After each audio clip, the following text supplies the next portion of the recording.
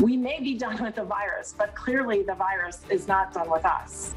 It's looking to be a game changer in the fight against COVID-19. The FDA granting emergency authorization of the Johnson & Johnson vaccine. Like, we actually have had 3 or 4 people call us since and been like, oh, I was going to come in on that car. Talk about a bold move when it comes to grand theft auto. How one man stole a car right off the lot and the message the car salesman has for him. And he was stuck in a trench for hours. Hear how first responders were able to get a construction worker out of harm's way, saving his life. And we're still seeing lake effect snow showers, but will it affect your Sunday weather? I'll let you know. Live from Utah's news leader, Fox 13 News at 9 starts right now. First on Fox 13 tonight, the Utah Department of Health addressing an error in the state's online vaccination appointment system that allowed thousands of people who are not eligible to get that vaccine yet to register for a shot. Thanks so much for joining us tonight. I'm Amy Nay. And I'm Brian Schnee. The health department says an error in the registration system allowed approximately 7,200 people who are ineligible to make appointments.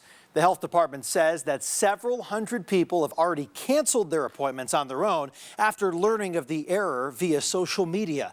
All other appointments for people who are ineligible will be canceled over the next 24 hours.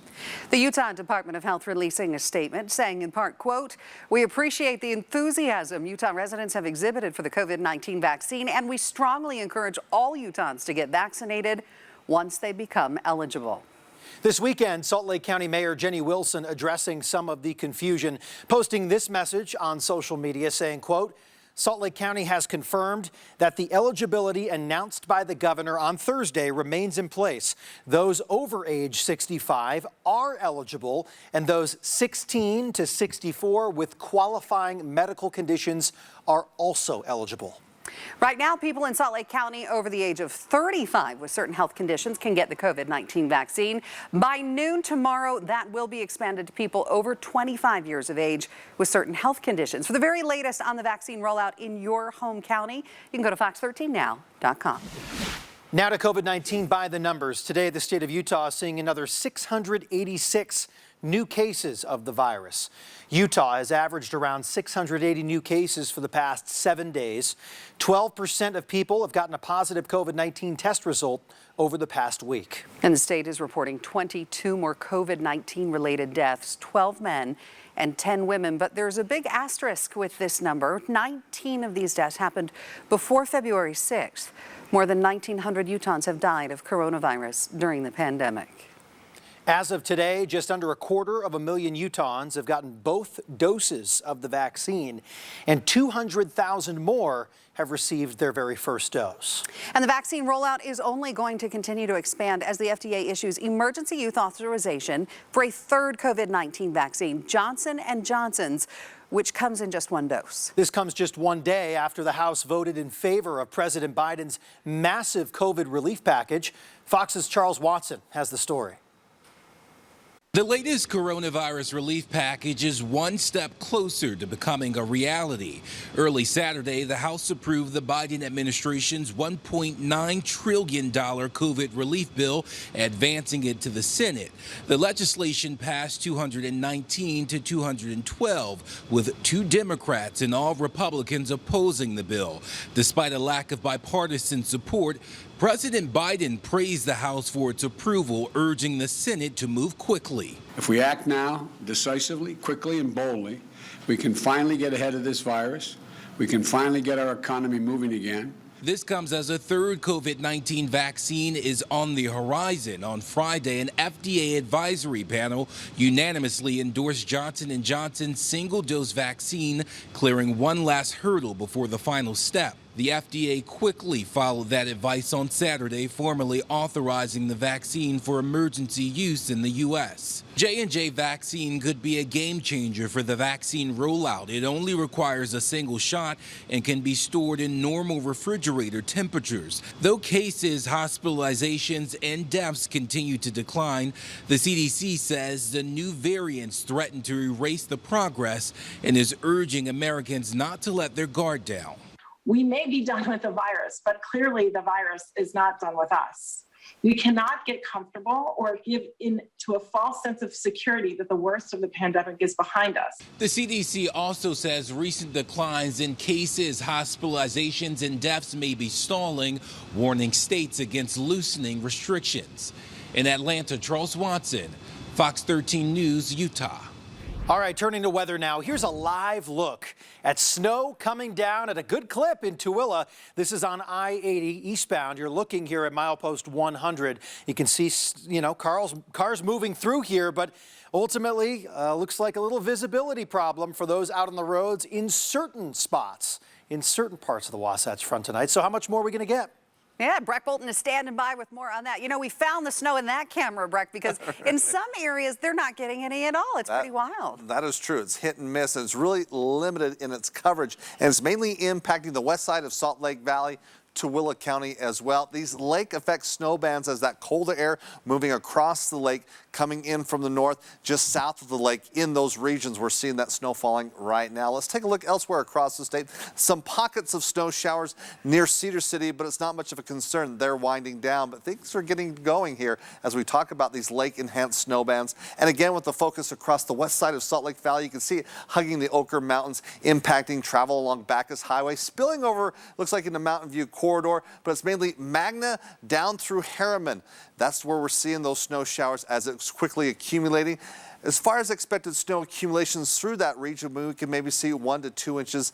As this event should be fairly short-lived, but it does continue on for the next hour or two. And as I mentioned, across Tooele County, you're seeing Stansbury Park over towards Erta, down through Tooele. That's definitely going to be a focal point here as we move throughout at least the evening into the early morning hours on Sunday. We show you that lake-enhanced snow band there where, again, that cold air moves through. It gets a little bit of a lift. We see that development of snow. And we look further upstream where, yes, under that northerly flow coming across the lake, it's in that region that possibility of snow will be in effect. But as you look across most of the Wasatch Front, no activity. Has some showers in Park City, but they're dying off. Cold temperatures, though, as we're seeing 20s and teens at this hour. It's going to be a chilly night across the state with temperatures well below normal. So a cold forecast for you, but we get a nice warm up. But these snow showers, how long do they stick around? And when's our next storm? I'll let you know coming up. Breck, thank you. We'll see in just a few minutes. New tonight at 9, we've now learned the identity of the man who shot Provo police officer John Oseguera. Authorities say this man, 44-year-old Keith Justin Taylor of Provo, shot at officers from his apartment with an AR-15 style rifle. Officer Oseguera was shot twice in the legs and sent to the hospital. Other Provo police officers returned fire and shot Taylor several times, sending him to the hospital as well. Now, Taylor is in the Utah County Jail tonight on attempted murder charges. Officer Oseguera is currently recovering from his wounds and is said to be in good spirits. Yeah, we have to make it harder now, which is unfortunate because it changes the whole feel of the way we do things. That was the owner of Kings Peak Auto Sales in Murray when a dealer saw this car drive away and never come back. Fox 13's Spencer Joseph has the story of a small business that say they're now out of 30 grand after the car was stolen on a test drive. So imagine someone comes into your dealership to look at a car. You hand them the keys. They kick the tires, open the door, and get in and start it up. So now in a normal test drive, I'd bring it back and we'd make a deal. But it wasn't that simple for a car dealer in Murray when a man got behind the wheel of a car for a test drive, drove off, and never came back. You know, being a smaller independent dealer, we do a lot of the nicer cars. We have a lot of the luxury cars. We do have a lot of Audis, Teslas, you know, BMWs, Jaguar back here. We try to make it as easy and simple to buy a car as possible. Easy and simple, the motto of independent car dealership, Kings Peak Auto in Murray. So when someone came in to look at one of their best Audis, they showed him the same service they show everyone else.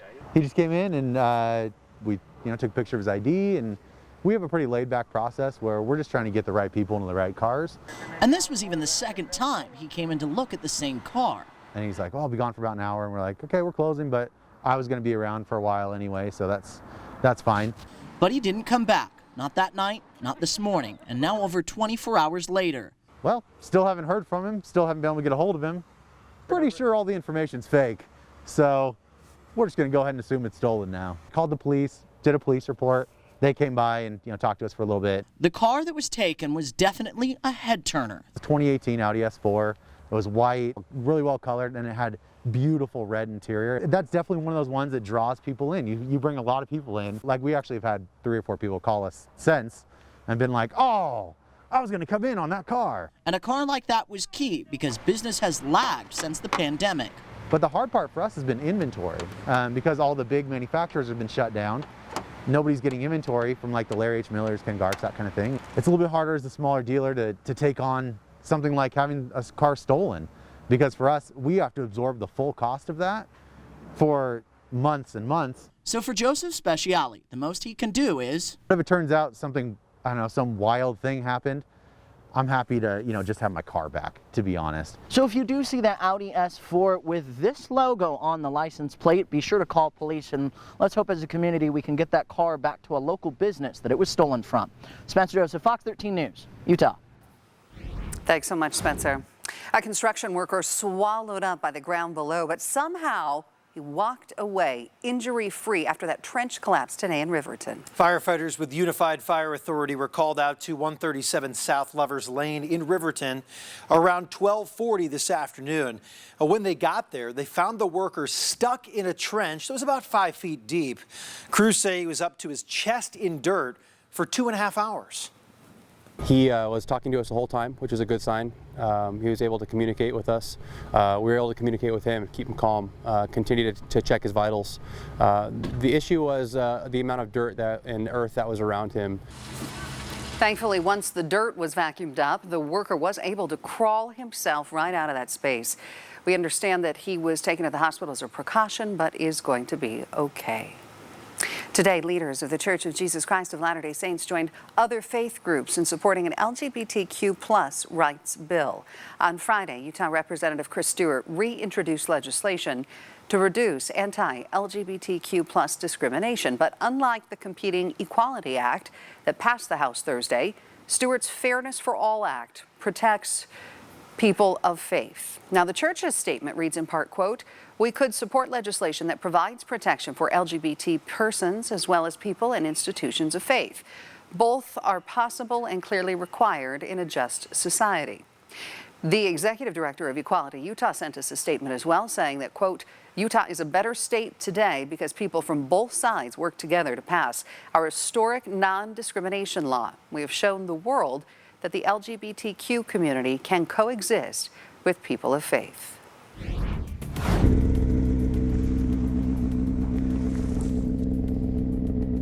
Lots more ahead on Fox 13 News at 9, including this incredible video of an avalanche near the Utah-Idaho border. We'll go in depth and explain what happened here that led up to the deadly slide.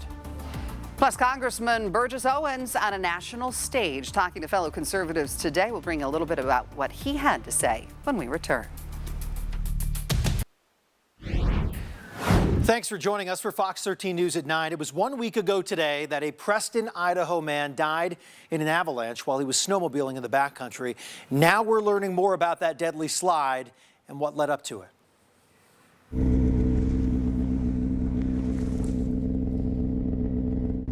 I'm good. Where's Alan? Alan, can you hear me?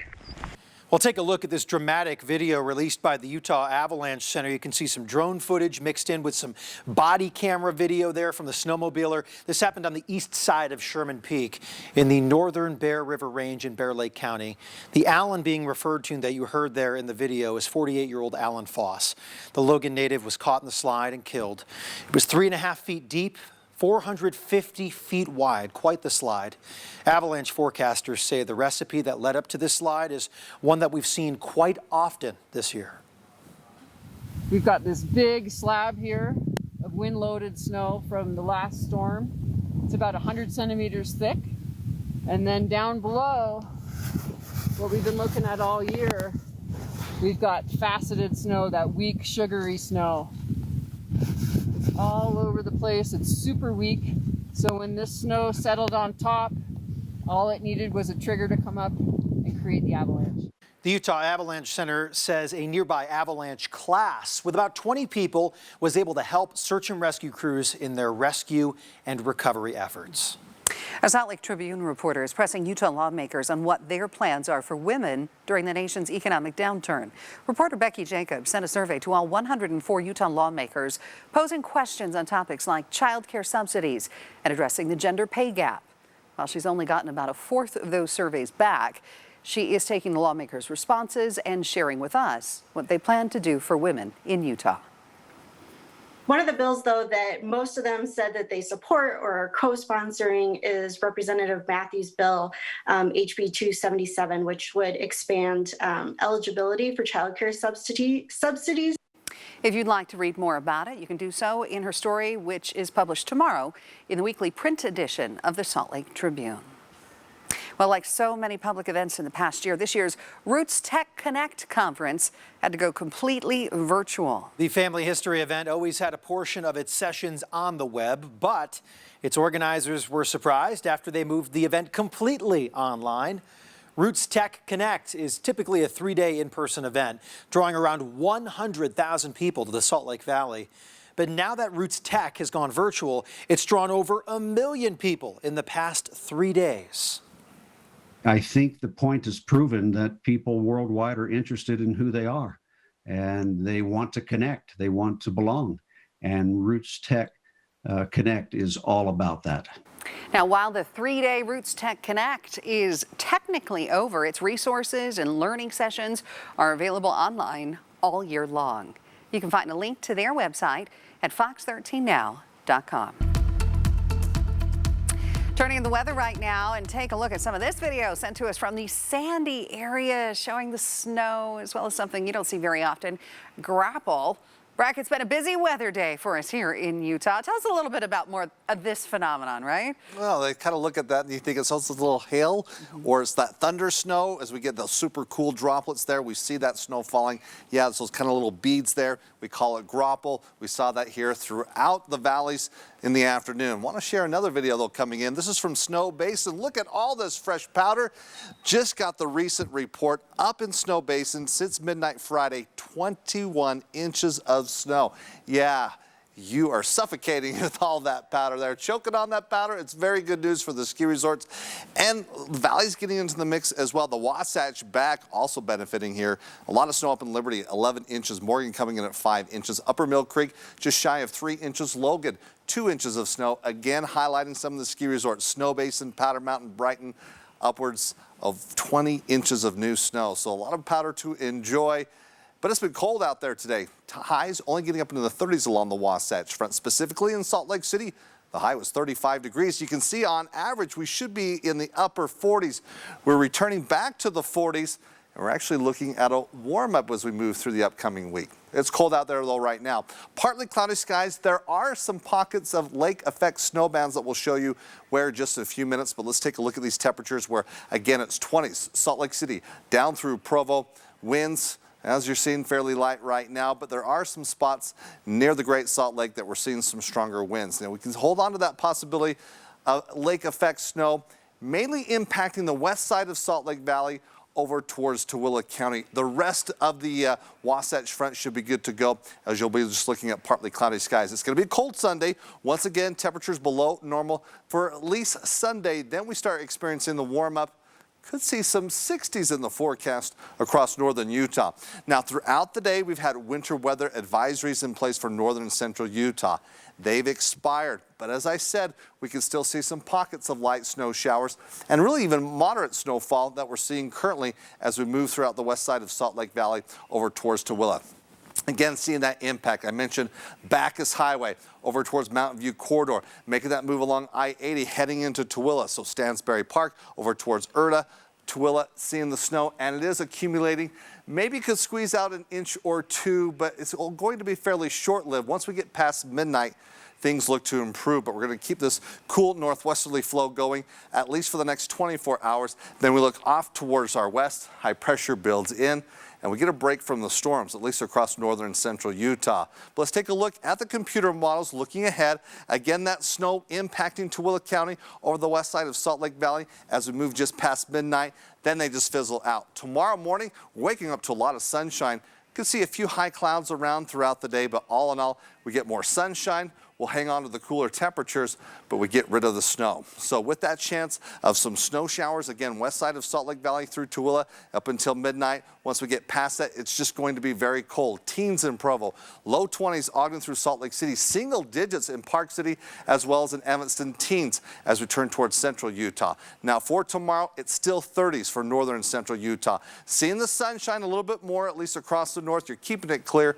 throughout central and southern Utah as we'll be holding on to the 50s in St. George. Monday, we're in the 60s. Tuesday, mid-60s. We have a weak storm that will brush southern Utah. I will throw in a chance of some rain showers late Wednesday afternoon into the evening. It's out of there by Thursday, and look where temperatures are going next weekend. It's feeling like spring. We get 70s, and for northern Utah, it's a nice temperature climb. Again, the snow is gone. We hold on to the sunshine. Some clouds on Wednesday. We keep climbing, though. By next week, Saturday, we're looking at temperatures in the 60s. So say goodbye to the snow, at least for this week, and we welcome in spring. Today is a big day. This is our grand opening of the Utah Black History Museum. Still ahead right here on Fox 13 News at 9. The community gathered in Salt Lake City today to celebrate the unveiling of Utah's first ever Black History Museum. Coming up, we'll give you an in-depth look at this traveling exhibit. And don't forget, when you can't watch Fox 13 live, you can watch us streaming online for free on Roku, Fire TV, and Apple TV. Just search for Fox 13 on your device. We'll be right back. Thanks so much for joining us tonight for Fox 13 News at 9. A special program taking unused food from farmers right to the folks who need it, all thanks to the helping hands of a local church. The Front Church in Bluffdale was able to give out 40,000 pounds of food to anyone who came by for its food drive today. The food was given to the church by the United States Department of Agriculture for its Farmers to Families program. This program allows the government to buy unbought food from farmers and to then give it to the churches, schools, and nonprofits who in turn can share it with their local communities. This has been a really wonderful day. It's been a wonderful time for the community to come together. You're looking at people not just from the Front Church, but community members. The Front Church has requested more food to give away from the Department of Agriculture with the hope of holding another food drive at the end of the month. Well, today is National Polar Bear Day. You learn something new every day. Utah's Hogle Zoo celebrating with a whiteout event. The number of polar bears are declining. That's why conservationists want to have them be protected and have it be part of your focus on Saturday. Each year on February 27th, the massive animals are celebrated. Hogle Zoo workers are spending the day, and they spent the day, hosting polar bear related events and teaching kids of all ages about these wonderful animals. Do is lure you in under the guise of having a really great time with your family, and then we like to teach you a little something while you're up there. So kids will be able to come up and learn that, you know, shutting lights off at your house helps polar bears. Maybe turning your thermostat 2 up or 2 down, that can help polar bears as well. Environmentalists are concerned their habitats could disappear due to warmer temperatures across the globe, thus threatening their numbers even more. Still ahead, it's a unique display to honor Black heritage. Hear how you can see Utah's first museum to Black history. Plus, she suffered a heart attack before the age of 40. Now she's sharing her story. Why she says other young women need to know their risks. And here's a live look at the snow coming down in Stansbury Park. How much snow will have fallen when it's all said and done? Well, Breck has your forecast in just a few minutes.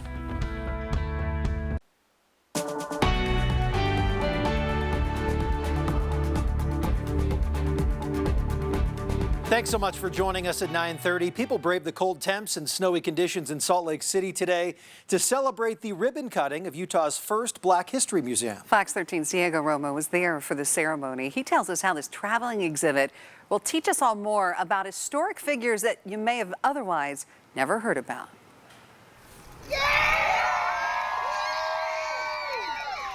It is so important that all children learn about the Black pioneers that came here and the cowboys and the musicians, right? It's important for all kids to learn all history. Black Lives Matter Utah founder Lex Scott says the museum will give all Utahns a chance to learn a more complete history of the state. The museum is not just for children. Adults will learn from it as well. It's a vision that was created a couple years ago, and it's taken this much time and a lot of effort to get to this point, this day. Liz Lamson is a museum board member and artist who contributed to the bus. I learned about a lot of historical figures that I'd never heard of before, didn't know anything about. That just goes to show how much we need this museum. The bus features murals of Black Americans who have shaped our nation's history, as well as figures from Utah's past who often get overlooked, like Jane Manning James. Jane is one of the first Black women that ever came to Salt Lake City.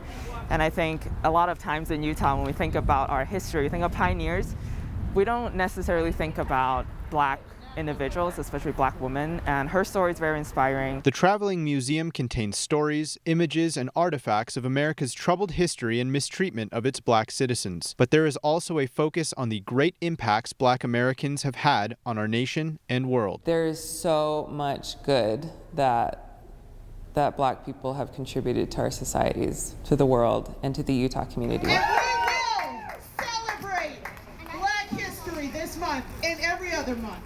Ultimately, the creators of the exhibit hope it will serve as a catalyst for oftentimes difficult conversations about race and racism in America and here in Utah. It will begin traveling around the state in the coming weeks. In Salt Lake City, Diego Romo, Fox 13 News, Utah. Taking a look at some national news right now. And Utah Representative Burgess Owens appearing at the Conservative Political Action Conference in Orlando, Florida. The congressman taking part in a panel discussion this morning entitled How the Left Hates the Nuclear Family. But he talked about a wide variety of topics, from the economy and unemployment to the recent death of conservative talk show host Rush Limbaugh. He also addressed the Black Lives Matter movement. They could care less. When you hate God, you hate capitalism, you hate the family unit, which is what Black Lives Matter Inc. is. You do not care about Black lives. You don't care about American lives. You care about an ideology of godlessness. So understand we're up against it. Yesterday, Utah Senator Mike Lee spoke at the conference, saying that the Bill of Rights was, in his words, under attack. Tomorrow, former President Donald Trump will be CPAC's closing speaker. It will be his first public appearance since leaving the presidency last month. Still to come on Fox 13 News at 9, a look at how high-density apartments are impacting Utah house values. We'll show you some surprising results from a new study in just a few minutes. And if you're a performer, engineer, or entertainer, listen up. Coming up, what you need to know about to apply to Craft Lake City's DIY Festival. And took a look at your radar. We're still seeing the impact of lake effect snow. Tooele County, west side of Salt Lake Valley. How much snow are we expecting in the overnight hours, and how does the rest of your weekend look? I'll let you know after the break. We're back here on Fox 13 News at 9:30. Thanks so much for joining us on this fine Saturday evening. When a new apartment complex is proposed in a community, almost inevitably homeowners in the area begin to worry that their property values will drop. But as Fox 13's Max Roth shows us, a new study in Salt Lake County is actually showing the opposite that's been happening. Take a look.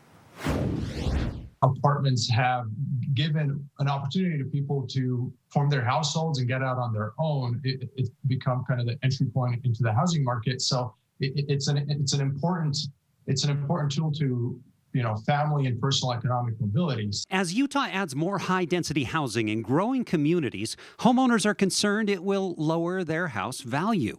But the Kem C. Gardner Policy Institute at the University of Utah found something interesting was happening in Salt Lake County. I hold fast to the notion that there is no part of our community that doesn't get better when we nurture affordability and stability in housing.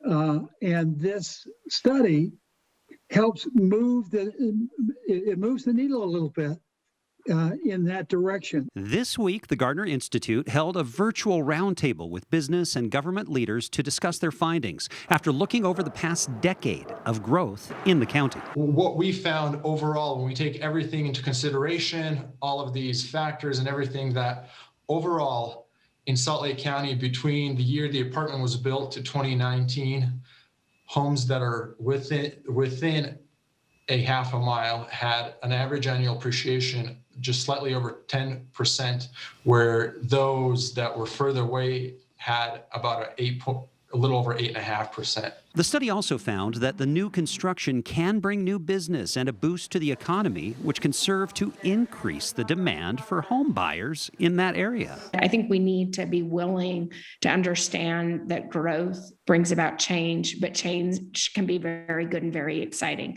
So I want people to open up their hearts and minds to the possibility of living differently. Those who attended the roundtable hope this study can be a jumping board for discussion about high-density housing and its impact on other communities across the state. And we have the full results of that research on fox13now.com. In Salt Lake City, Max Roth, Fox 13 News, Utah.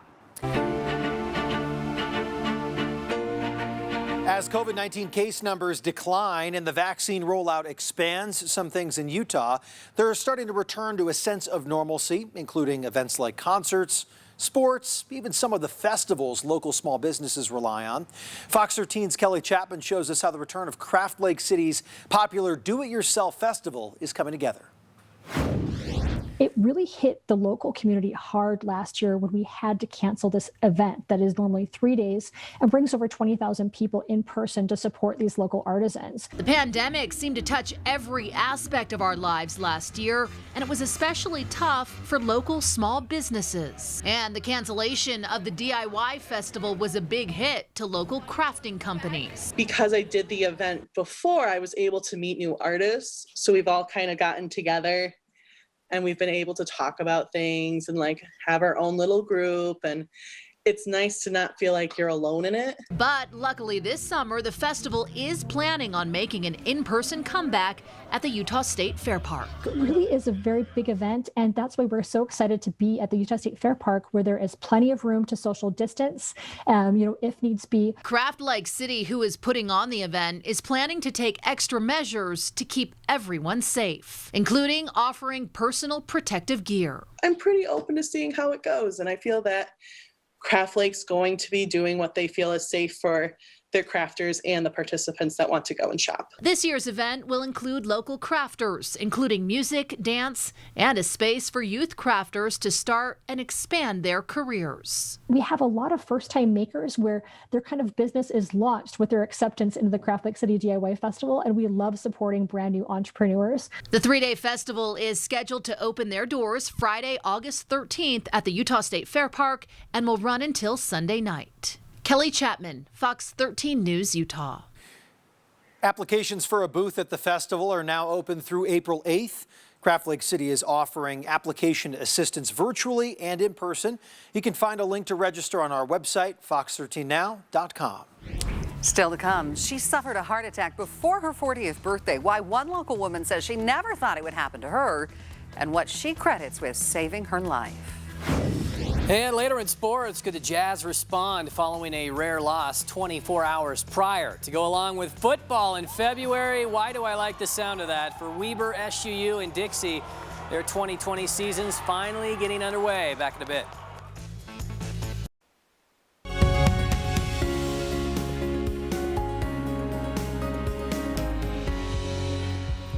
Go Red for Women now in its 17th year, raising awareness and funds towards the recognition and prevention of heart disease in women. Such an important topic. One local woman shared her story with me, all about her own heart attack. It's something that she says she never thought would happen to her. It really felt like I had been punched in the chest, and it was a really unique feeling. Michelle Martinez was just 37 years old when she had a heart attack. It's spontaneous coronary artery dissection, which is something that actually happens more typically in younger, healthier women. Michelle, a high school and college athlete, had been skiing that day, and when she didn't feel well, her husband suggested they go to the ER. No, we're fine. We've got dinner to make, we've got things to do. Don't worry about it. But his persistence may have saved her life. So they rushed me up. I had an angiogram, and they put 2 stents in my heart, and I spent about 3 days in the cardiac ICU. Michelle is one of the lucky ones. 1 in 3 women in the United States will die from some form of heart disease. Heart attack, heart failure, even cardiac arrhythmias. Dr. Amy Kahn from Regents Blue Cross Blue Shield of Utah says heart disease is the #1 killer of women, even more so than cancer. Unfortunately, women aren't aware of their risk, and that's particularly true for younger women. Turns out that about 45% of women over the age of 20 have some form of heart disease or heart disease risk. And that's especially true for African American, Hispanic, and certain Asian American individuals. Why Michelle is speaking out as a part of the Go Red for Women campaign, trying to educate women to know their numbers, like blood pressure, BMI, and cholesterol levels. Really slow down and say, I need to eat healthy and exercise. And exercise can honestly be a 30-minute walk a day. Rest, relaxation, meditation, mindfulness. Dr. Kahn says we also need to address the stress. You know, we forget this, but, stress itself can cause an increase in blood pressure. Both women encourage you to take time each day to do something to benefit your heart health. I think it really is very easy to think that's not going to ever happen to me. And it's important to know that it could happen to you and also to be aware of the signs. It was such a pleasure to speak with Michelle. Now, Dr. Kahn says this year they're also encouraging people to continue to take steps to avoid getting COVID-19. The virus has been linked to heart inflammation, cardiac disease, even mild cardiac events like a heart attack. For more information, you can reach out to Healthier Together at fox13now.com, or we can link you to the American Heart Association's Go Red for Women page from our website, fox13now.com. As we start things off, let's go back outside looking at these UDOT traffic cameras throughout Tooele County. This is specifically at Stansbury Park there along State Road 36, that junction along 138. Yeah, snow piling up. It continues to fall. Slick roads through that region as lake effect snow having an impact. Tooele County, west side of Salt Lake Valley as well. Let's talk about how long the snow will last, where it's just in certain pockets in that region. So as we look at the airport right now, we're not seeing the snow. You travel 2 miles off towards the west along I-80. You're gripping that steering wheel all the way as you make your way through Tooele County. So you have to take caution if you're traveling through those regions. And again, especially across the west side of Salt Lake Valley, we're seeing that impact. We'll show you radar in just a few moments. Let's look ahead just a little bit where, of course, we've been having the storms here over the past 3 or 4 weeks. We kind of put winter all in 1 month. We get a break, though. Looking long range, the computer model showing, at least across the state, below normal precipitation. Yeah, we're going to get a break from the storms as we look here over the next several days. Not only that, but let's take a look at the temperature outlook here, where we're looking at above normal temperatures. We get a nice warm up and actually a hint of spring in the forecast as we progress throughout the week.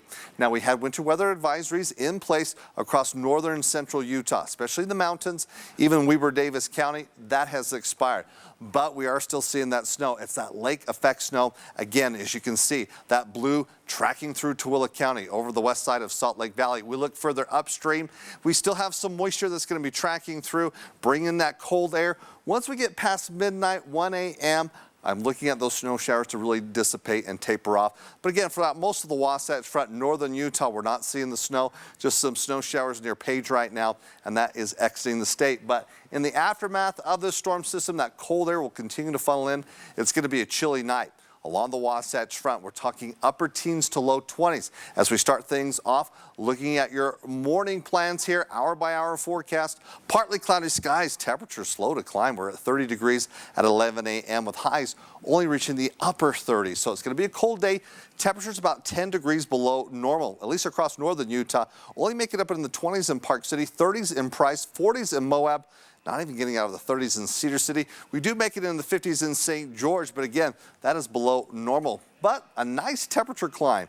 By Monday, we're in the 60s, holding on to the sunshine. Now, late Tuesday to Wednesday, we start bringing in some clouds. There is a weak storm that clips southern Utah. Could bring some rain showers Wednesday afternoon into the evening as we go from Wednesday night through Thursday. But by Thursday morning, it's going to be a nice day, and temperatures will continue to bump up into the 70s by Friday and Saturday. Northern Utah, it's 30s. It's cold, back into the 40s Monday, climbing Tuesday, some clouds Wednesday. It looks like we'll see that thermometer on the rise, getting up to 60 degrees by next weekend. Again, over the next 7 days, we don't see any showers. Game 1 in Florida Friday resulted in a rare Jazz loss, falling by 3 to the Heat. Utah, which still holds a 3-game lead on the Clippers at the top of the West, swapping South Beach for Disney World tonight to visit the Magic. Only 3 games left till the All-Star break. No Mike Conley, out with a hamstring pull. Start with some homeboys here. Oh my, Mo Mamba, more like Mo Mercy there, but Donovan Mitchell got the Jazz back in it fairly quickly. Trifecta.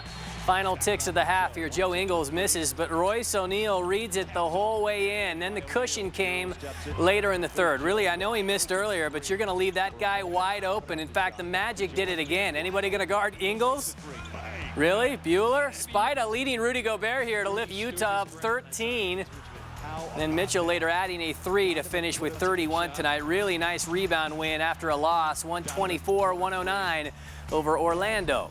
BYU ending their regular season tonight against St. Mary's. Connor Hardy notices that back door unlocked at the Marriott Center. Credit Trevin Nell in finding him once he slipped through. The Gales take a brief lead early second half. Matthias Toss, all 6 feet 10 inches, but the Cougars then spark a big run. Brandon Averett, pretty dance to get that 3-ball off.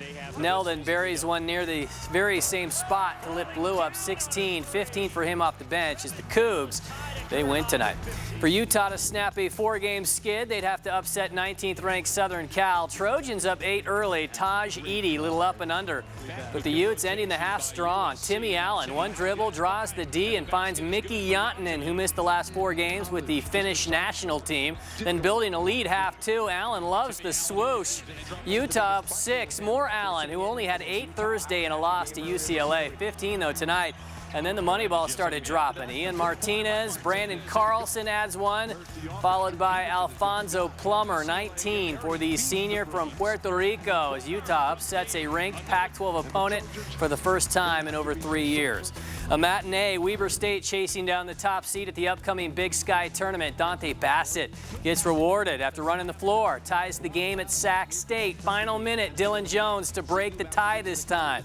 But it was a fun final few seconds. Christian Terrell just inside the 3 line for the Hornets to tie it with 7 seconds left. Randy Ray not calling time, letting Isaiah Brown go with it, layup with 1 tick left as the Wildcats improve to 16-5. UVU also beat Texas Rio Grande tonight. To Weber State football now, the program strapping the helmets on for the first time since a loss to James Madison in the FCS semifinals back in 2019. The Wildcats ranked 4th to begin the delayed 2020 campaign. We're finally back at it on Saturday to make another chase at a title and not having to go very far for game number 1 just up the road in Pocatello at Idaho State. The freshman out of American Fork, Bronson Barron, just off a mission to Ghana, winning the starting quarterback battle. His first touchdown came to Josh Davis. Then Purple going flea flicker right back to Barron. Launches to David Ames this time, who somersaults in. 14-0 Purple at the midway point. Bengals had it at 14-7 before Barron connects with Rashid Shaheed, not once but twice in the third. Here's the second, a 10-yard strike. Barron 4 touchdowns and 312 yards, not to mention going pickless as well. Not a bad start at all. Dante McMillan added a couple of TD runs as Jay Hill's group blitzes the Bengals in February, 49-21. SUU beginning with a trip to Flagstaff to face Northern Arizona. T-Birds up 13-2 early second when new QB Justin Miller wishes he had that one back. Campton Hightower, 58 yards the other way for a pick 6. The Highland alum did throw 5 touchdowns as well, though, including a 41-yard floater. Brandon Shank somehow comes down with it, leaps over. Then in the 4th, Landon Meesum, the target at the corner. SUU up 5 with 2 seconds left, but the Lumberjacks are at their 2-yard line. Keandre Wudty on the roll, heck of a catch. Stretching back there by Owen Coleman, 34-33. Tough way to lose for DeMario Warren's bunch. And Dixie State's first football game as a D1 member at future WAC foe Tarleton State. The freshman Quali Conley got it started for the Trailblazers. Then the St. George native Cody Wilstead loads up that cannon to a wide-open Chase Hess. The Taylorsville alum, 43 yards right before the locker room. Wilstead adding a keeper in the third, 26-14. Nice upset as Dixie takes out the 22nd-ranked Texans in their first test at the FCS level. We'll be right back. Thanks for watching News at 9. Quickcast is up next. Have a good night.